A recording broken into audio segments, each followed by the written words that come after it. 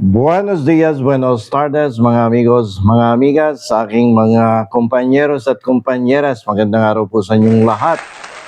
Ngayon po ay pag-usapan natin itong tungkol sa mga missiles ng Amerika na nandito ngayon sa atin sa Pilipinas. Isipin po ninyo, isang malaking kagamitan ng sundalo ang dinala sa Pilipinas. Ang pangalan nito, Typhoon Missile System ng Amerika. Ang pagdating ng kagamitan na ito ay nagdulot po ng malaking usapin, no? At away hindi lang sa pagitan ng mga bansa kundi maging sa loob ng ating sariling gobyerno, at maraming pumupunta dito. Isa na dito yung anak ng dating Pangulong Duterte na si Pulong, no? Si Congressman Pulong Duterte. Ang usapan dito ay hindi lang tungkol sa armas. Ang usapan po dito ay tungkol sa seguridad natin, sa pagiging malaya natin, at sa pag-init ng tensyon sa pagitan ng Pilipinas, Amerika at China. Siguro alam niyo naman po ang ating mga pinagtatalunan dyan sa West Philippine Sea. Matagal ng problema yan ng ating bansa dahil tayo ay gustong sakupin ng bansang China. So, tutukan natin itong missile na to. Ano ba ibig sabihin ng Typhoon missile? Ano ba talaga to? Itong missile system na ito at bakit ito usap-usapan ngayon? Ganito po ang paliwanag ng pagdating sa Typhoon na missile. Ito po ay isang malaking launcher na kayang magpaandar ng mga missile na umaabot sa malalayong lugar.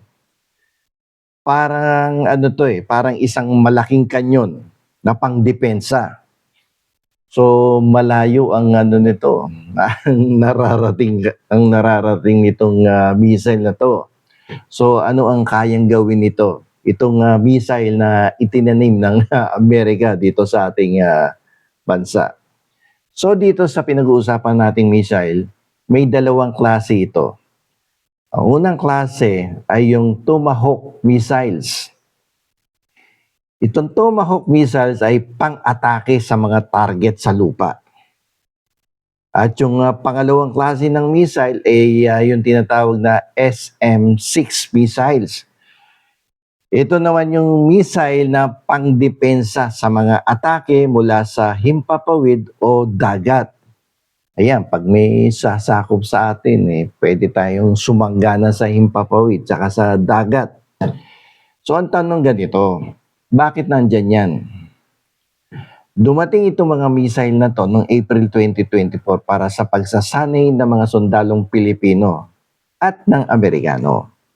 Sabi ng gobyerno, kailangan manatili ito pansamantala para matuto ang ating mga sundalo at para magamit natin ito bilang panakot sa sino mang gustong umagaw sa ating teritoryo. Siguro you are very much aware of the fact na ang China, inuunti-unti tayo nito. Meron sa Zambales, sa Palawan, dyan sa West Philippine Sea, at kung saan-saan pang malapit-lapit sa kanila, gusto tayong sakupin. Pero bakit naman nagagalit ang China na naglagay tayo ng parang pandepensa natin sa ating bansa? At nung itinanim ito ng bansang Amerika dito sa Pilipinas, anong dahilan? Bakit naggagalaiti sila? So kasi ang missile system na ito ay may sapat na layo. Yung range nito, kayang tamaan yung mainland China. Para sa kanila, ito ay isang direktang banta na dinala ng Amerika sa likod bahay nila. Sabi nila, nagdadala lang daw tayo ng gulo sa region. Naku, tayo pa yung nagdadala ng gulo sa region. Samantalang tayo ito yung nananahimik, ang ating mga mangingisda, kanilang ayaw pahintulutan manghuli ng mga isda dyan sa West Philippine Sea. Pati dyan sa Zambales, sa Masinloc, lahat yan. So dito, Karapatan kasi natin 'to, na palakasin ang ating depensa. Hindi tayo kailangang magpaalam o sumunod sa sinuman, lalong-lalo na sa China. Ang missile nito ay para sa sarili nating interes at wala tayong pangako sa China na aalisin 'to. Ang nakakagulat nga dito, ba't nagpupuputak si Congressman Pulong Duterte, no? At parang pinagtatanggol pa yung China. Siyempre dapat tayo bilang Pilipino, yung pangangalagaan natin yung kapakanan ng ating bansa at ng ating mga kababayan. Di ba? So, nitong buwan na to, no? Yung issue na to sa depensa ay nauwi sa malaking away na pampolitika sa ating bansa. Ang sabi kasi ni General Bronner, yung AFP Chief of Staff, sinabi niya na totoo na kayang abutin ng missile, no? Ang China kapag pinaputok to. Pero nilinaw niya na ang layunin ay pagsasanay at depensa lang dito sa bansa natin, no? At ang ito namang kongresista ng Davao, no? Yung atake ni Congressman Duterte, bumanat at inakusahan si General Bronner na nagyayabang at sinusugal daw ang buhay ng mga Pilipino. Wow, parang totoo no? Ang tanong niya, mas mahalaga ba sa inyo ang Amerika kaysa sa kapakanan ng Pilipinas? Ano mas mahalaga, Amerika o China? Ayan ang aking personal na tanong kay Congressman Pulong Duterte. Kaysa naman mas pahalaga natin ng China, doon na ako sa Amerika. Di ba? So, ito naman ang sinabi ng Armed Forces of the Philippines. So, sumagot kagad sila dun sa tanong ni Pulong Duterte. Ang sabi nila, ang akusasyon ni Pulong ay hindi totoo at nagpapahina sa kanilang pagiging makabayan. No? Ang AFP ay tapat sa Pilipinas, no? Hindi sa ibang bansa. Ako, personally, mas gusto ko na yung Amerika kaysa sa China. Pero ang sabi ng AFP, tapat siya sa sarili niyang bansa. Hindi sa kahit kanino mang bansa. At tinawag naman ni Commodore J. Tariela ang pahayag ni Duterte ni Pulong na pro-China at nakakagulo. Divisive noise daw.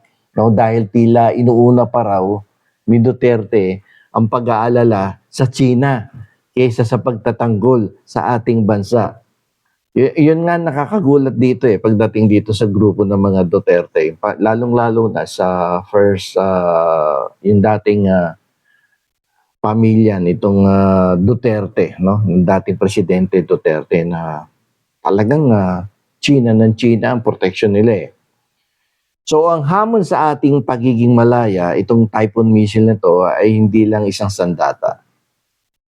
Ito ang nagpapakita ng malaking problema sa ating politika.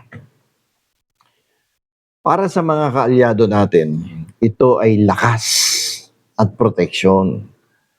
Para sa mga kalaban natin, ito ay banta at provocation. At sa loob natin, nakita natin ang malinaw na hati sa pagitan ng mga nagsasabing kailangan natin ang Amerika para lumakas at ng mga nagsasabing mas mapanganib ang kanilang presensya dito sa ating bansa. Ang hamon sa Pilipinas ay ganito. Handa ba tayong manindigan bilang isang ganap na malayang bansa? Isa tayong sovereign state, di ba? O nagiging base na lang ba tayo ng Amerika na isinasapalaran ang ating kaligtasan?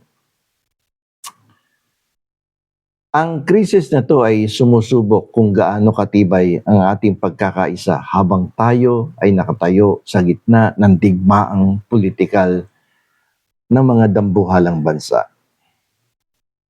Isipin po ninyo, proteksyon para sa bansa at sa mamamayang Pilipino, depensa para sa ating soberenya, o protection para sa China. So hanggang dito na lamang po. Ito po ang inyong lingkod, Attorney Rene Bueno.